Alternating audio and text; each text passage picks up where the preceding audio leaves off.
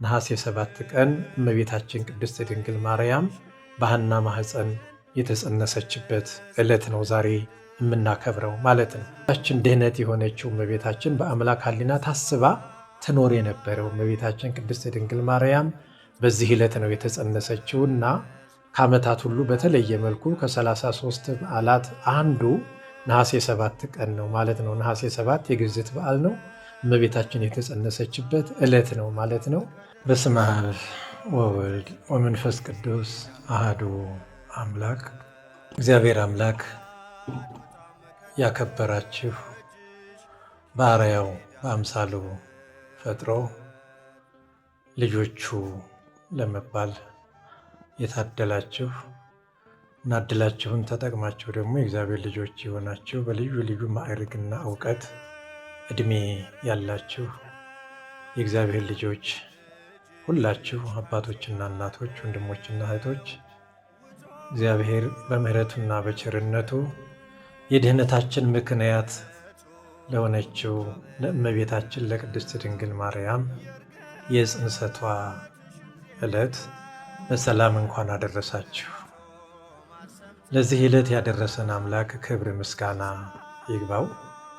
በእመቤታችን የድኅነት ምክንያትነት ድኅነትን ታድለናልና መዳን የተፈጸመና የሚፈጸም ወይም ተብሎ ስለሚቀመጥ ለመዳናችን መፈጸም ያለብንን ፈጽመን ድኅነትን እንድናገኝ አምላካችን ቅዱስ ፈቃዱ ይሁንልን። የእመቤታችን ጽንሰት እንደሚታወቀው ነሐሴ 7 ቀን የተጸነሰችበት ዕለት እንደሆነ ይታወቃል። ይህም በመጽሐፍ ቅዱስ ያዕቆብ 1:12 ላይ በፈተና የሚጸና የተባረከ ነው ተብሎ የተጻፈው ቃል የተፈጸመበት ወይም ተግባሩን የምናይበት ሕይወት ነው የምናየው ማለት ነው። ይህም የእመቤታችን እናት ቅድስት ሐናና አባቷ ቅዱስ ኢያቄም በፈተና የሚጸና የተባረከ ነው የሚለውን በትክክል ፈጽመውታል። ቃሉ የተነገረው በሐዲስ ኪዳን ቢሆንም እነሱ ከበፊትም የመጡ ቢሆንም ግን ዞሮ ዞሮ በፈተና ጸንተው ነው ይህን በረከትና ክብር ያገኙት። ያ ማለት ቅድስት ሐና እንደሚታወቀው ከዘመድ ከወገን አልፎ የቤተ እግዚአብሔር ሰዎች ሳይቀሩ መካን በመሆኗ ያሰቃዩት የነበረች ያገሏት የነበረች እናት ናትና የቤተ እግዚአብሔር አገልጋዮች የሆኑት እንኳ የእግዚአብሔርን ሥራ እያወቁ የሚሳነው ነገር የለም ይሰጥሻል ብሎ ከማጽናናት ይልቅ አንቺን እግዚአብሔር ስለረገመሽ አንቺ የምታገቢውን መባ አንቀበልም የተረገምሽ ነሽ እስከ ማለት ድረስ ለክርስቲያኖች የሚታደለውን ደግሞ ለአንቺ አይሰጥም ብሎ እስከ መከልከል ድረስ እንዲህ አይነት ሰቆቃ የደረሰባት ናት። ይህ ሁሉ ፈተና ሲደርስባት ግን ተስፋ ሳትቆርጥ ከባለቤቷም ሳትጣላ እሱም ተስፋ ሳይቆርጥ በእምነት ጸንተው ወደ ቤተ እግዚአብሔር ሲሄዱ ሕግና ስርዓትን ሳያዛቡ ቅድስት ሐና ላለባበሷ ሳይቀር ተጠንቅቃ ትኖር የነበረች እናት ናትና እግዚአብሔር ጸዓዳ ልብስ ለብሰው ቢለምኑት ይወዳል ብላ ላለባበሷ ሳይቀር የተጠነቀቀች እውነተኛ የእግዚአብሔር ልጅ ናት። እስከ እርጅና ድረስ ልጅ በማጣቷም ተስፋም አልቆረጠችም፣ እሱም ተስፋ አልቆረጠም ማለት ነው። ስለዚህ ዛሬም ከቅድስት ሐና ይህንን መማር አለብን። ብዙ ክርስቲያኖች በኑሯችን ተስፋ የቆረጥን ባለመውለድ ተስፋ የቆረጥን ሴቶችም እንኖራለን፣ ወንዶችም እንኖራለን እና በፈተና የሚጸና የተባረከ ነው የሚለውን ቃሉን ብቻ እየሰሙ መኖር ሳይሆን ጸንተው የተባረኩትንም እያየን እኛም እንድንጸና ማስተዋሉን ይስጠን። ስለዚህ በዚህ እንዲህ ጸንተው ሳለ ቅዱስ ኢያቄም እየጸለየ ባለበት መልአኩ ቅዱስ ገብርኤል በሕልሙ ቅድስት ሐና ለዓለሙ ሁሉ ድኅነት የምትሆን ብርሃን የምትሆን ልጅ እንደምትጸንስለት መልአኩ ቅዱስ ገብርኤል አብስሮታል፣ ነግሮታል ማለት ነው። እሷም ሕልም አይታለች፣ እሱም ሕልም አይቷል። ሕልማቸውን ተነጋገሩ።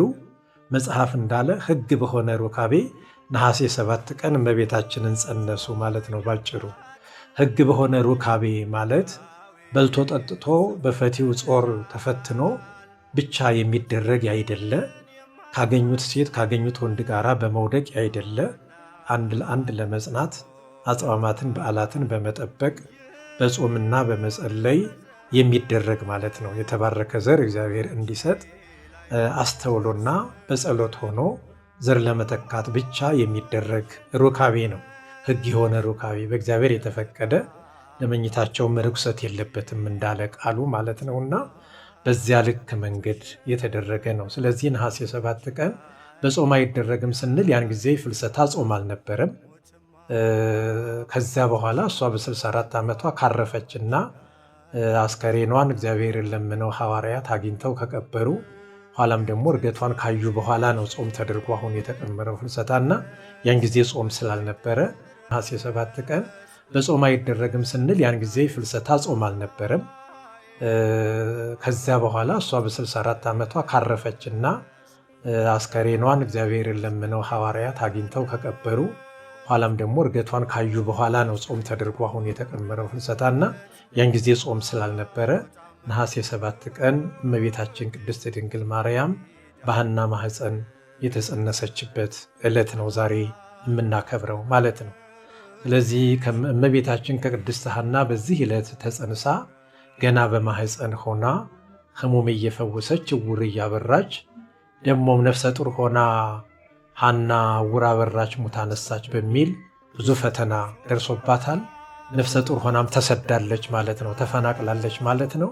በስደት ሄዳ ወደ ሊባኖስ በረሃ ወይም ተራራ ውስጥ ሄዳ ግንቦት 1 ቀን እንደወለደቻት ይታወቃል ማለት ነውና ከዚያ በኋላም እመቤታችን በሕግ በስርዓት በ3 ዓመቷ ወደ ቤተ ክርስቲያን ተሰጥታ እንዳደገች ይታወቃል ማለት ነው። እመቤታችን ካደገች 15 ዓመት ከሆናት በኋላ አሁንም በመልአኩ በቅዱስ ገብርኤል ብስራት አምላክን ጸንሳ ለመውለድ በቅታለች ማለት ነው። ለዚህ ሁለዚህ ዕለት ያደረሰን አምላክ ክብር ምስጋና ይግባው እያልን ከቅድስት እመቤታችን ከቅድስት ድንግል ማርያም እናት ከቅድስት ሐናና ከቅዱስ ኢያቄም በፈተና ጸንቶ መባረክንም መማር አለብን ማለት ነው። ዛሬ እመቤታችንን እንወዳለን እያልን በብዙ መከራ በየገዳማቱ በሱባኤዋ በረከት ለማግኘት የምንማጸን ብዙዎች ነን። ግን በትናንሽ ፈተና ተስፋ ለመቁረጥ እያዘን እየቆዘም አልሰማለችን እያልን ነውና እንደዚያ ማለቱን ትቶ በጸሎት በረከት ማግኘት አለ፣ እንቆቅልሽ መፈታት አለ። ሆኖም ደግሞ ከቅድስት ሐና ከቅዱስ ኢያቄም በፈተና መጽናትን በደንብ በተግባር ማየት አለብን መማር አለብንና ዛሬም ልዩ ልዩ ሚስቶቻችንን የናቅን የጠላን ባሎቻችንን የናቅን የጠላን በተለይ ባለመውለድ ምክንያት የምንቆዝም ክርስቲያኖች ሁሉ ከዚህ ተምረን መቆዘሙን ትተን እግዚአብሔርን በተስፋ መጠበቅ እንዳለብን ከዚህ እንማራለን ማለት ነው። ከእመቤታችን በተገኘው በልጇ ድኅነት እኛም መዳናችንን ፈጽመን ለመንግሥቱ ወራሾች እንድንሆን የአምላካችን ቅዱስ ፈቃዱ ይሁንልን። ወስብሐት ለእግዚአብሔር።